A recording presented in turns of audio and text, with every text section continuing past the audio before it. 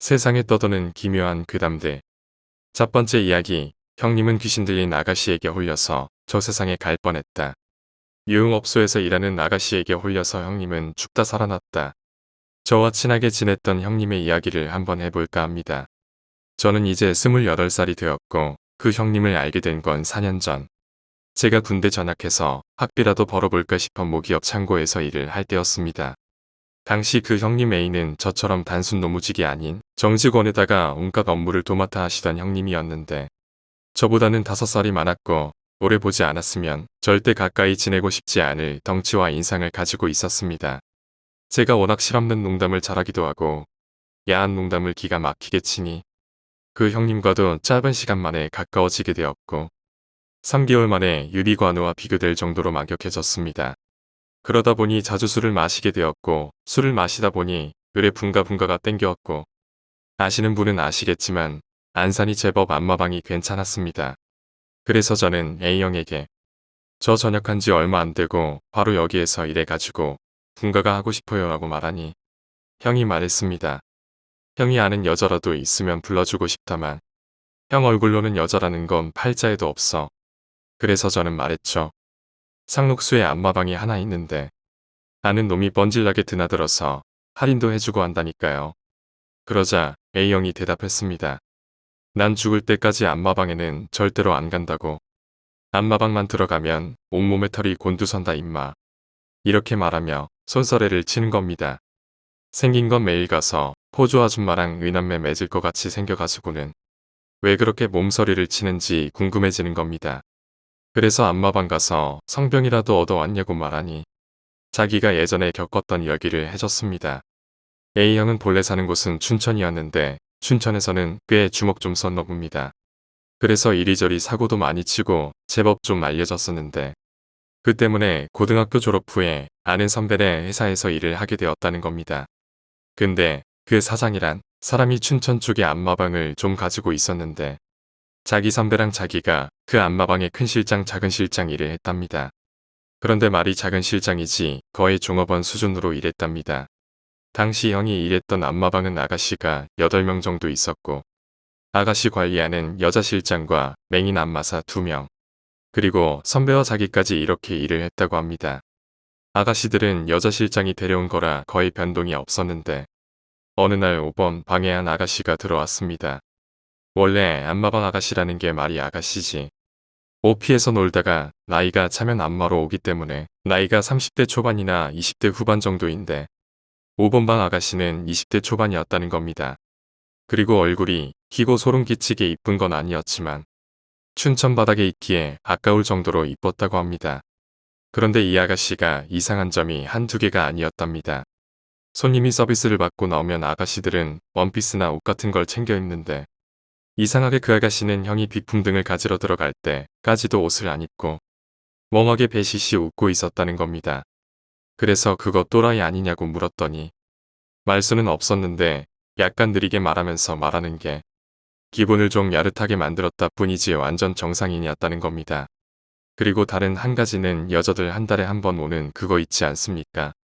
아가씨들도 당연히 여자인지라 마법일이 오면 일을 안 하는데 그 아가씨는 한 달에 딱 하루 쉬고 계속 일을 나왔다는 겁니다.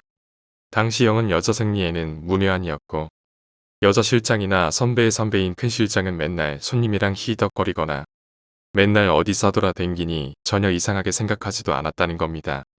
그리고 이상하게 얼굴이 겁나 이쁘면 당연히 찾는 손님도 많아질 텐데 그 아가씨한테 한번 들어간 손님들이 엄청나게 불평불만을 하는 겁니다.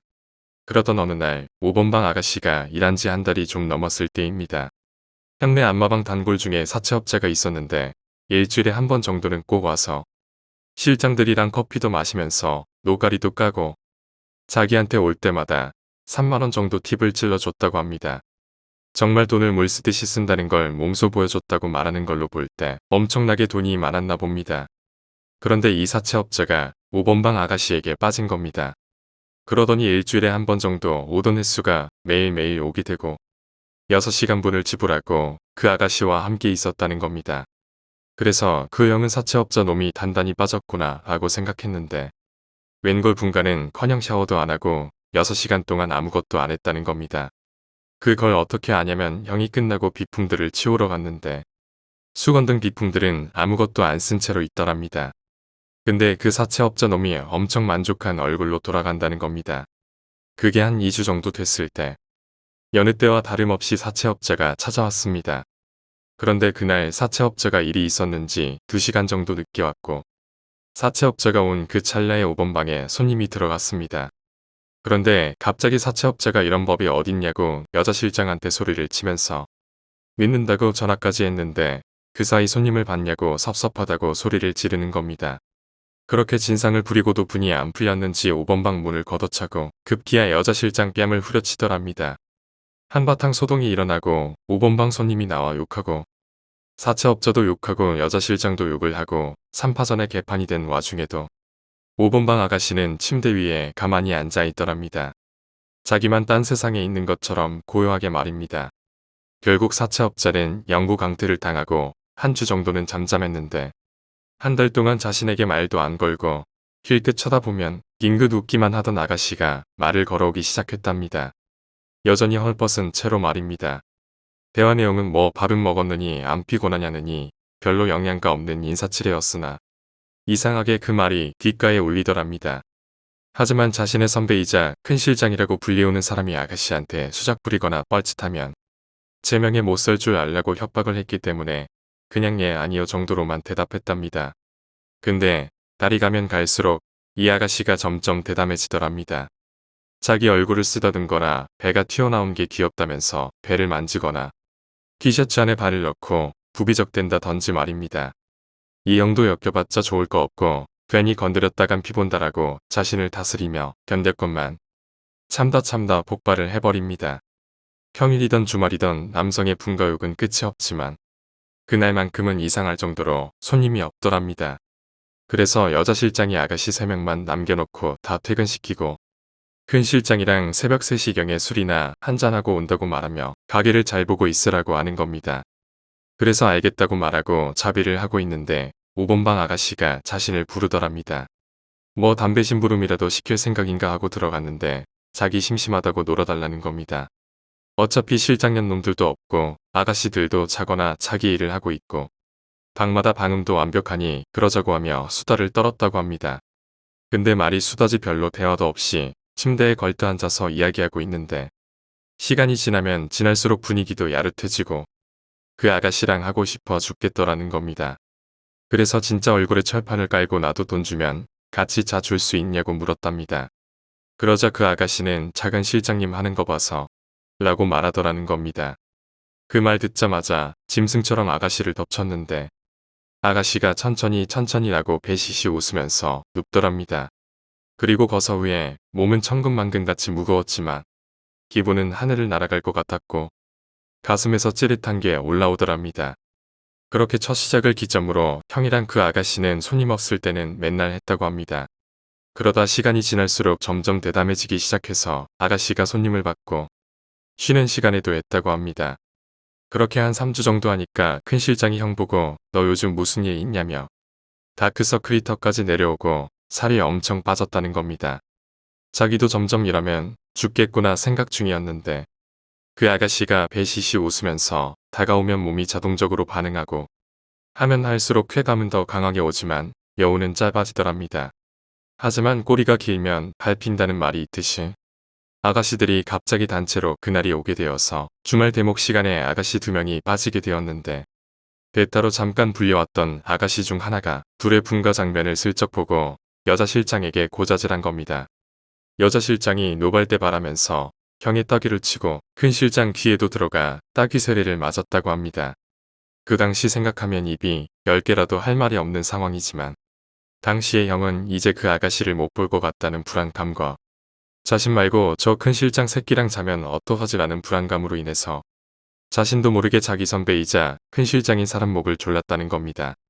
큰 실장도 자기만큼 덩치도 있고 힘도 좋았는데 아랑곳하지 않고 정말 눈알이 돌아가기 직전까지 목을 졸랐다는 겁니다. 그러다 번뜩 정신이 들어 손을 놓고 맨발로 도망치듯 거기를 나왔는데 큰 실장이 문자로 잡히면 꼭 죽인다고 너 꼭 찾아갈 거라고 하며 부재중 전화가 50통이 넘어가더랍니다. 순간 아차 싶어 집에는 못 가겠고 돈도 없어서 가운데 다니는 사촌형 자취방으로 도망을 가서 숨어 있어야겠다고 생각했답니다. 사촌형에게 자초지종을 말하고 방 안에 누워 있는데 문득 그 여자가 보고 싶어 죽겠더라는 겁니다. 그냥 보고 싶다 정도가 아니라 지금 당장 안 보면 미쳐버릴 것 같았답니다. 하루 이틀 정도 견디다가 도저히 안 되겠어서 돈이라도 훔쳐서 손님인 척 가야겠다는 생각마저 들었답니다. 그래서 돈을 찾으려고 오시며 침대며 다 뒤지고 심지어 컴퓨터 본체라도 팔아야겠다 싶어 본체를 뜯어 나가려는 중에 사촌형이 형이 아버지와 어머니를 모시고 집으로 들어왔다는 겁니다. 그리고 나서 기억이 없고 눈 떠보니 집이었답니다. 나중에 자신의 사촌형 말을 들어보니 아버지 어머니한테 인사도 안 하고 그냥 본체를 들고 나가더랍니다. 그래서 형이 아버지가 형의 머리를 잡고 바닥에 내팽개쳤는데 그때 기절해서 아버지가 트럭 뒤에 꽁꽁 묶어 집으로 데려왔다는 겁니다. 그리고 시골에 사시는 분들은 아시겠지만 보통 시골 단독주택은 반지하를 만들어 창고 같은 걸 만들어 놓지 않습니까? 거기다가 요강 하나랑 신문지 하나 놓고 뻘짓 못하게 가둬놓았답니다. 거기에 한 나흘 정도 갇혀 있었는데 아침에 잠을 자도 그 여자가 꿈에 나오고 밤이 되면 내보내달라고 울기도 하고 화도 내고 여기서 나가면 다 죽일 거라고 협박도 했답니다. 그리고 나흘이 되던 날 아침에 아버지 어머니가 자기 손발을 수건으로 덧대고 케이블 타이로 손발을 묶고 어디 산속으로 데려가더랍니다. 이러저리 구불구불한 산길을 지나 어느 한 집에 차를 세우고 누가 오기를 기다렸다는 겁니다. 잠시 뒤에 개량한복을 입고 있는 어떤 아저씨가 와서 자기를 한번 쓱 보더랍니다. 알고 보니 춘천이 강원도에서 꽤 큰 도시지만 어차피 농사짓고 이런 곳으로 들어가면 시골이나 진배 없기에 자기 일이 며칠 동안 퍼졌답니다. 그러던 중 어머니 아시는 분이 자기가 아는 사람이 점도 봐주고 귀신도 쫓아주고 무병 걸린 사람을 치료도 해주고 그런다는 겁니다. 그런 것을 전혀 믿지 않는 형의 어머니였지만 이대로 놔두면 귀한 아들 초상 치르는 게 아닌가 하고 전화를 했다고 합니다. 대충의 근황은 사촌형에게 들어서 알고 계셨기에 그 남자한테 설명해줬더니 일단 데리고 와보라고 하며 자기가 보고 판단하겠다는 겁니다. 그리고 자기를 한번 쓱 보더니 큰 소리로 웃더랍니다. 그리고는 이거 귀신 들린 거 아닙니다. 하면서 자기 생년월일과 태어난 시각을 물어보더랍니다. 그러고는 자기 혼자 뭔가 중얼거리다가 이거 귀신 들린 게 아니라 귀신 들린 년한테 홀리빛내라고 말하는 겁니다. 그리고는 나는 자기한테 일주일만 맡겨놓으면 정상으로 되돌아온다고 일주일 후에 데려가라고 했다는 겁니다. 그러고는 자기를 조그마한 방으로 데리고 가더랍니다. 그리고는 붉은 천 같은 걸로 자기 몸만 돌돌 말고 방 안에는 어머니가 가져온 자기 물건들을 이리저리 놓고 그날 안마방을 나갈 때 입고 있었던 옷을 태우더랍니다. 그리고는 방에 부적 몇 장을 붙이더니 한 10분 후에 겁나 큰 개 한 마리를 끌고 와서 문고리에 묶어놓고 가더랍니다. 그리고 옆방에서 지 혼자 TV 보고 낄낄대더랍니다. 그리고 점심을 혼자만 처먹고 자기는 주지도 않더랍니다. 어차피 당시에는 몸에 힘도 없고 먹고 싶지도 않았고 말할 힘도 거의 떨어져 갈 때쯤이어서 에라 모르겠다 하면서 잠들었답니다. 그런데 밤이 돼서 눈이 떠졌는데 눈 뜨자마자 개가 귀신같이 자기를 쳐다보더랍니다. 그리고는 가만히 있으라는 눈빛을 막 주더랍니다. 낮에는 돌아다니고 별짓을 해도 지 할 일만 하던 놈이 갑자기 밤 돼서 눈 뜨자마자 쳐다보더랍니다. 평소 같으면 개든 호랑이든 상관 안 하고 그 여자 보러 가겠다고 했을 텐데 이상하게 주눅이 들더랍니다. 그래서 그날은 걔랑 눈싸움하면서 넘어가고 둘째 날이 왔습니다. 둘째 날 아침에 그 무당이 들어오더니 어제 붙였던 부적을 떼고 이러저리 살피고 또 웃고선 다른 부적으로 갈아 끼우더랍니다. 그리고는 주전자랑 물만 딱 주고 또다시 나가서 TV 보고 밥 먹고 드라마 보고 그러더랍니다. 그러기를 한 4일 정도 했을 때 배가 고파서 미치겠더랍니다. 근데 또 주전자만 놓고 나가려고 해서 형이 제발 밥 좀 달라고 배고파 죽겠다고 소리쳤답니다. 그 모습을 보고 무당이 웃으며 그 매구년한테 달라고 하지? 이제 그 매구년보다 밥이 더 보고 싶나? 라고 하는 겁니다. 형은 그런 거 모르겠고 일단 밥부터 달라고 했답니다. 무당이 잠시 나가더니 죽을 가져와 부적 같은 걸 태워서 먹으라고 줬답니다. 평소 같았으면 저도 안 먹고 주먹으로 떡을 날려 냉장고를 털었겠지만 그럴 힘도 없고 사흘 만에 먹는 음식이라 얼른 한 그릇 비웠답니다. 그리고 저녁에는 엄청 질긴 녹여 있지 않습니까? 그걸 푹 고아서 부적을 태우고 먹으라고 주는 겁니다. 오래 푹 고아서 이미 지방은 없어지고 근육만 남아있는 닭이었지만 걔는 감추듯 비우고 바닥에 드러누웠는데 잠이 솔솔 오더랍니다. 그러고 한숨 자자라는 생각에 잠들었는데 몇 시간 잔 것 같은데 엄마 아빠가 자기를 데리러 왔다고 문 앞에서 기다리고 있었다는 겁니다. 닭을 먹고 3일 동안을 내리 잠만 잤던 겁니다. 얼떨떨해하며 차를 타고 집으로 가고 있는데 형네 아버지께 무당이 말하기를 그 안마방에서 일하는 여자애가 아마 매구의 씨였을 거라고. 매구가 남자 양기 빨아먹는 여우인데 사람 몸을 빌려서 사람으로 태어난 거랍니다. 그래서 양기 덩어리인 자기를 엄청 맘에 들어 했을 거라고. 양기 다 빨렸으면 그냥 저승에 갔을 거라고 했지만 운 좋게 그 여자랑 일찍 떨어져 있게 되었는데 자기한테 온 거라고. 큰 개는 혹시라도 여우에 홀린 그 아가씨의 사념이 그 남자를 찾을까봐 못 나가게 묶어놨던 거라고 했죠. 그리고 자기가 방에 쓰고 음식에 타준 건 양기를 보호해주고 양의 기운을 더 늘려주는 부적인데 그 형 몸이 양기를 순식간에 빨아들여 일주일에 2번 갈아줘도 될 것을 4번이나 갈아서 돈이 더 많이 나왔다는 겁니다. 앞으로는 뻘짓거리하고 다니지 말고 조용히 있다 군대 가라고 말씀하셨답니다. 그 일이 있고 나서 형은 시내에는 나가지도 않고 조용히 집에서 농사일이나 돕다가 군대에 갔다는 겁니다. 그 후 저녁 후에 큰 실장에게 전화가 와서 만났고 예전에는 정말 미안했다고 하면서 함께 술 먹고 있는데 넌지시 그 아가씨 소식을 물어봤답니다. 5번 방 아가씨는 네가 가고 나서 3일 정도를 안 나왔다는 겁니다. 3일 후 아가씨가 출근했을 때 여자 실장이 들어가서 미친년 무슨 년 소리소리를 졌는데도 눈 하나 깜짝 안 하고 원망하는 눈빛도 아니고 그냥 멍하게 쳐다보다가 자기한테만 너무 뭐라 하지 말라고 좀 있으면 작은 실장님도 오니까 같이 혼내라고 헛소리를 짓거리더랍니다. 그래서 여자 실장도 제풀에 지쳐서 2손 2발 놓고 있었는데 이번에는 부사관 하나가 5번 방 아가씨한테 꽂혀서 결혼하자고 난리도 아니었다고 합니다. 근데 5번 방 아가씨는 상대도 안 했고 부사관은 자기를 무시한다고 종으로 쏴 죽인다고 되지도 않는 협박을 하다가 실장이 열받아서 주먹으로 몇 대 쳤는데 다음날 부사관이 졸렬하게 경찰에 신고해서 깽값은 깽값대로 물고 안마소는 안마소대로 걸리고 여자 실장은 아가씨 데리고 딴 데로 가고 부사관 때린 이후 5번 방 아가씨는 자기가 가지고 온 짐을 다 놔두고 여자 실장한테 말도 없이 사라졌다는 겁니다. 그 후 자기는 사장한테 찍혀서 한동안 시다짓 하다가 다시 안마방 하나 운영하고 있다고 웃으며 말했답니다. 두 번째 이야기, 태가의 시체. 난 군대를 의무소방으로 복역했는데 솔직히 꼴빤다는 이야기를 듣고 지원한 거 사실이다.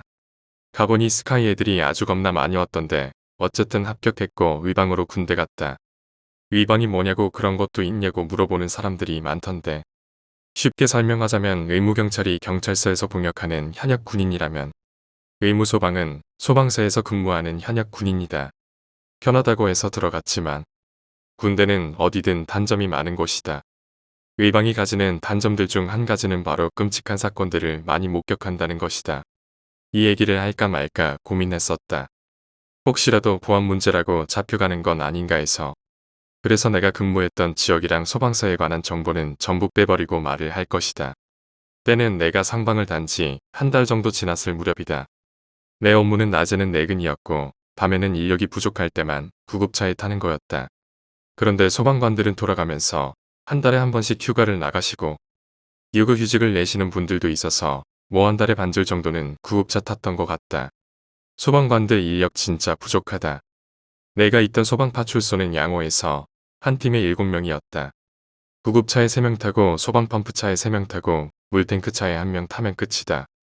그래서 한 개의 파출소가 불을 끌 수가 없어서 화재 현장 가면 주변 파출소 서너 개는 동시에 출동 명령이 떨어진다. 그래야 화재 진압이 가능하다. 아무튼 각설하고 인력이 부족하다니 나도 저녁 6시까지 근무하느라 피곤한데 야간 구급을 뛰라니 짜증은 나으나 어쩌겠나. 인력이 부족하다는데 밤에 내내 출동이 없었는데 한 9시쯤에 출동이 걸렸다. 출동벨이 울렸고 신고용지가 나오는 컴퓨터를 확인했다. 신고용지가 자동으로 출력됐고 무슨 내용인지 확인하면서 구급차로 달려갔다. 내용은 자살을 했다는 것이다. 자살 사건이야 한 달에 뻥 안 치고 10건 이상은 본다. 자살 시도자는 많은데 죽은 사람은 적다.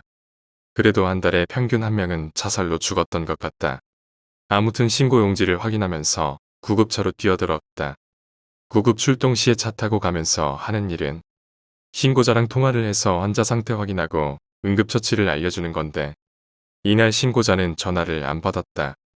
구급 반장이 왜 전화를 안 받냐고 투덜거리면서 가고 있는 중에 무전기에서 구조대도 같이 보낸다고 연락이 들어왔다. 원래 내가 근무하던 곳은 도심 지역이었는데 이 사건은 교회 쪽에서 발생한 사건이었다. 그쪽 관할서가 출동 나가서 우리가 대신 갔다. 차에서 내려서 보니까 시골 마을이었다. 가로등들도 몇 개 없어서 캄캄했다. 이제 자살했다는 사람을 찾아가야 하는데 거기가 어딘지를 알 수가 없었다.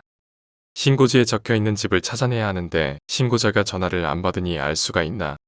구조대도 마침 도착했다. 그래서 서로 다 흩어져서 그 집을 찾자고 마을을 이리저리 뛰어다니는데 하도 소란스러우니까 할아버지 두 분이 집 밖으로 나오셨다. 구조대 반장이 플래시로 신고지를 비추고 있었고 할아버지 두 분이 신고지를 보시더니 엄청 놀라신 표정으로 서로 얼굴을 쳐다보시더니 동시에 말씀하시더라고. 여기 사람 안 살아요. 이 집 빈집인디. 구조대랑 우리 구급대랑 무서웠나. 이 말을 듣고 순간적으로 말이 없어졌다.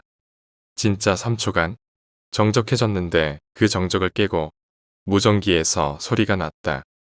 그 집 찾았습니다. 그런데 빈집인 것 같습니다. 뭔가 이 정적을 깬 무전기 소리도 소름 돋았다. 어쨌든 할아버지 두 분한테 그 집 위치를 알아내서 그 집으로 갔다. 진짜 개왓집으로 된 폐가였는데 마당은 진짜 넓었다. 방도 여러 칸 있었고 넓어 보이니 각자 따로따로 흩어져서 찾아보자고 했다. 가로등도 그 집 주변에서 한 개 빼고는 다 꺼져 있고 밤이라서 캄캄했는데 플래시를 들고 다니면서 시체를 찾아야 했다.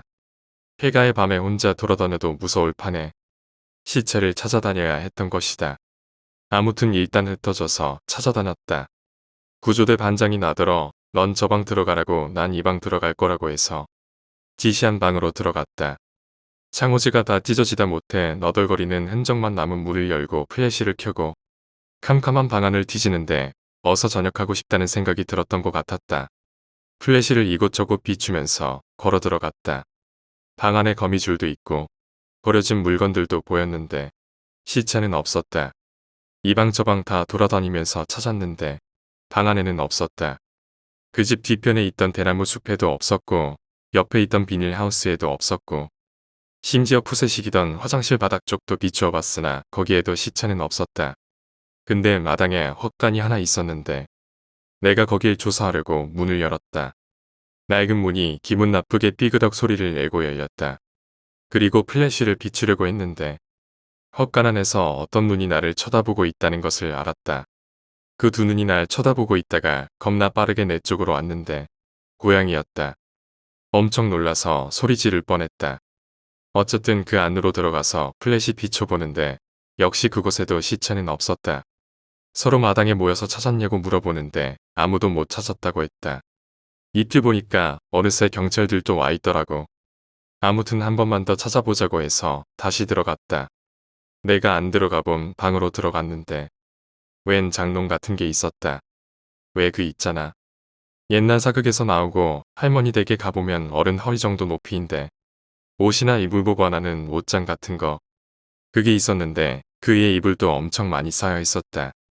그냥 먼지가 엄청 쌓인 그 이불들이랑 옷장이 플래시에 비춰지니 그 모습도 무서워 보이더라고. 혹시나 이불에 시체가 들어있나 해서 이불을 걷어내고 있었는데 이불을 치우던 중에 방 안에 아주 조그만한 문이 하나 있었다. 그 문을 열고 들어가서 보니까 거기도 좀 공간이 있더라고. 어린 시절 할머니 댁 가면 대청 이라고 부르던가 그런 공간 같았다. 왠지 느낌이 와서 거기를 플래시를 들고 들어갔다. 문이 작으니 허리를 숙이고 들어갔다. 들어가면서 플래시를 떨구었는데 플래시를 잡는 것보다 방 안으로 다 들어가고 나서 허리를 펴려고 했다.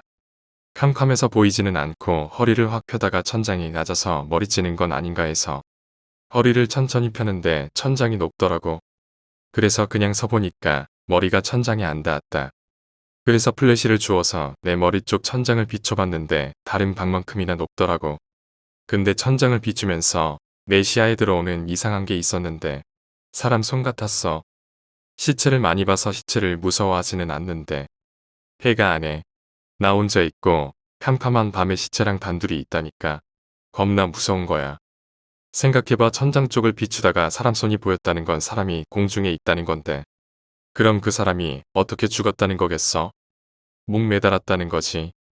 그래서 그쪽을 확 비추기엔 마음의 준비가 안 돼서 천천히 아래쪽부터 비추었는데 사람 발이 보이더라고. 발견하고 바로 찾았다고 무전을 때렸지. 이 말하면 사람들이 안 놀랐냐고 안 넘어졌냐고 하는데 목매단 시체를 그 전에 여러 번 본 터라 놀라긴 했지만 그렇게 나자빠질 정도는 아니었다. 구조대와 구급대 그리고 경찰들이 방 안으로 왔고 작은 문이어서 몇몇 분들만 들어갔다. 경찰 두 분은 다 들어가셨고 경찰들이 놀라서 소리 지르시는데 웃기긴 했다. 목매단 시체 봤다고 하면 꼭 물어보는 게 사람 혀가 진짜 그렇게 많이 나오냐는 질문이다.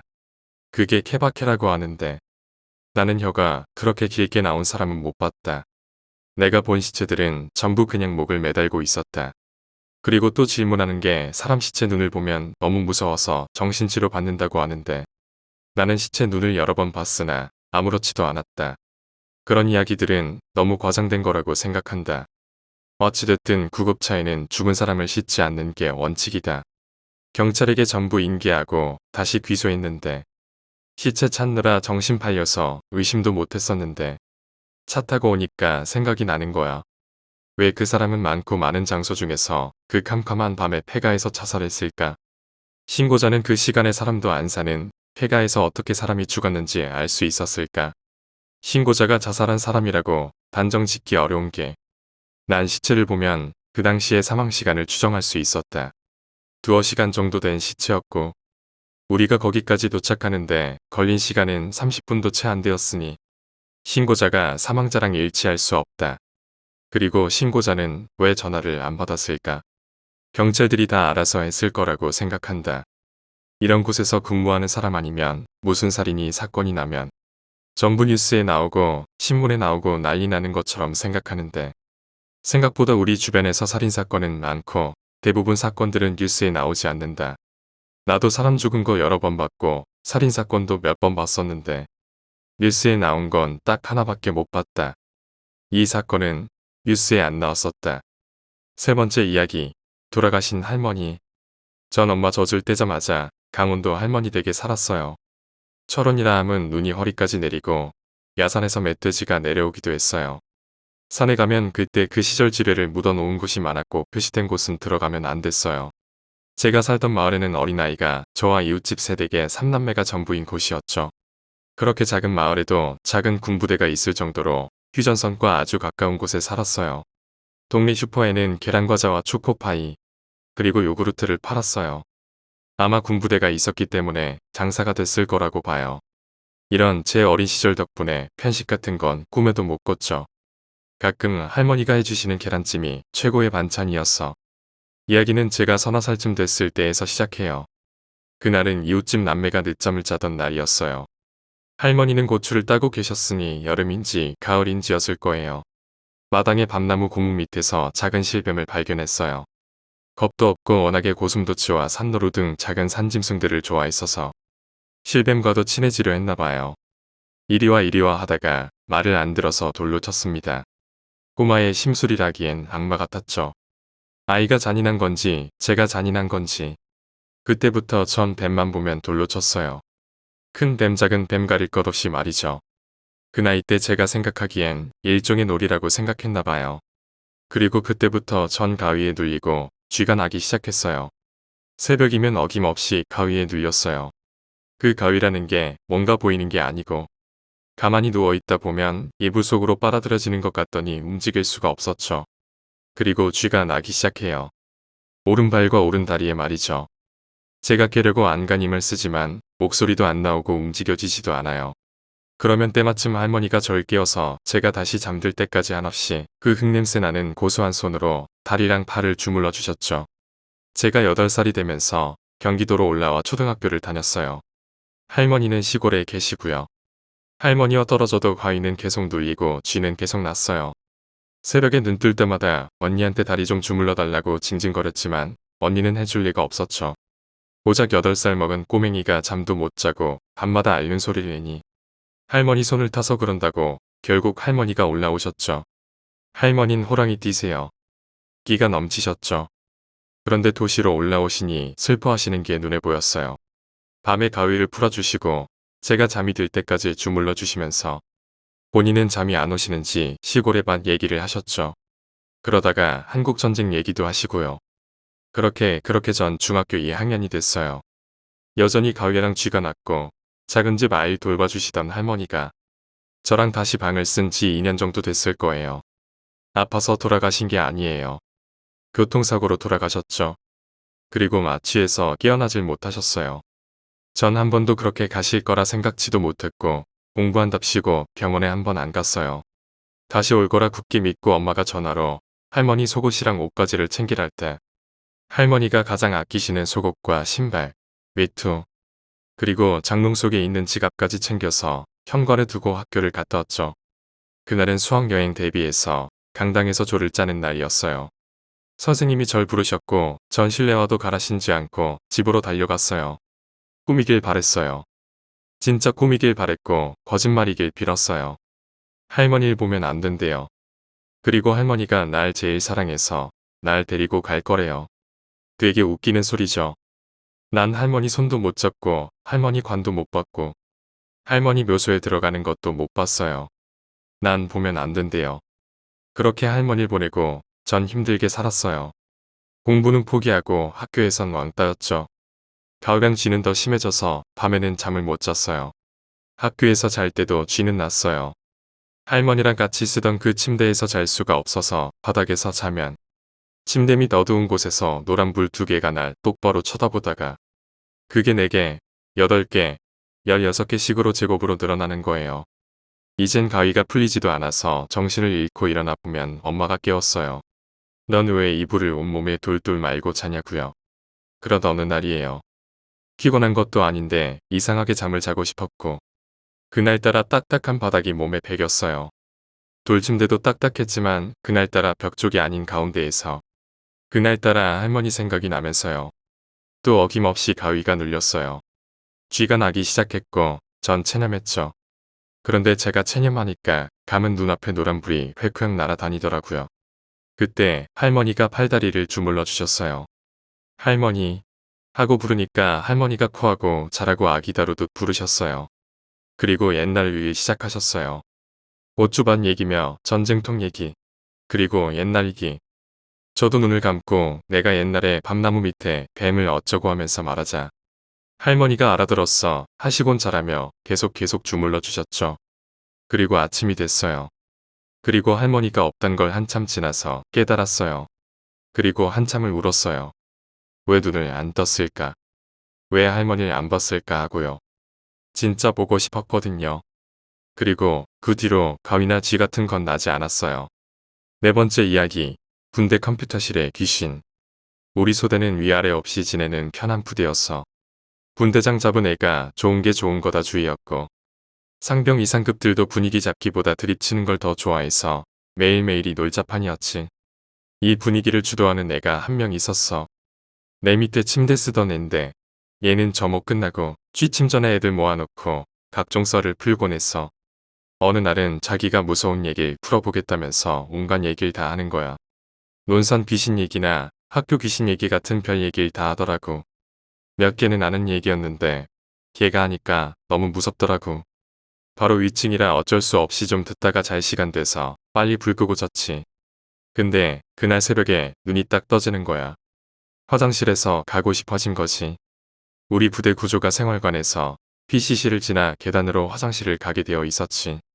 PC실은 문이랑 벽을 없앤 완전히 오픈된 공간이라 지나다니면서 누가 뭐 하는지 다 볼 수 있었지. 화장실까지 좀 멀잖아. 그래서 고민하다가 내 밑에 층애를 살짝 깨웠어. 네가 무서운 얘기해서 화장실 못 가겠으니까 같이 가달라고 말이지. 뭐라 궁시렁대긴 했는데 그래도 같이 가주더라고. 악습 이내 어쩌네 투덜대다가 훈련 얘기랑 신병 얘기를 하면서 화장실 가서 일도 다 봤어. 그러다 온 길에 무심코 PC실 쪽을 봤어. 근데 중간에 있는 컴퓨터에 검은 형체가 앉아 있는 거야. 딱 사람 크기였지. 너무 놀라니까 몸이 멈추더라. 잠깐 사이에 별 생각이 다 들더라고. 그러다 아까들은 귀신 얘기가 떠오르는 거야. 일단 귀신은 자기 알아보면 무조건 쫓아오니까 그냥 무시하는 게 상책이라고. 그게 생각나서 일단 빠른 걸음으로 소대에 들어왔지. 얘가 갑자기 왜 급하게 걷냐고 물어보길래 내일 설명할 테니까 일단 빨리 자자고 했어. 누워서 이불 덮었는데 별 생각 다 들더라고. 누굴까? 사람이긴 할까? 내가 알아본 거 눈치채면 어떻게 하나. 그러다가 자시 들었지. 다음날 일어나서 걔한테 물어봤지. 혹시 어제 PC실에 있던 검은 형체 봤냐고 물었는데 그랬더니 걔가 자기는 어제 일어난 적이 없다는 거야. 내가 무슨 소리냐고. 내가 깨어서 화장실에 같이 가지 않았냐고. 훈련 얘기도 하고 분명 같이 들어오지 않았냐고. 근데 자기는 절대 일어난 적이 없다고 딴 애랑 간 거 아니냐고 그러대. 미치겠더라고. 그날 뒤로는 찝찝해서 PC실도 못 가고 밤에 화장실도 못 갔어. 모르겠다. 걔가 거짓말하는 건지 아니면 내가 정말 다른 애랑 갔던 건지.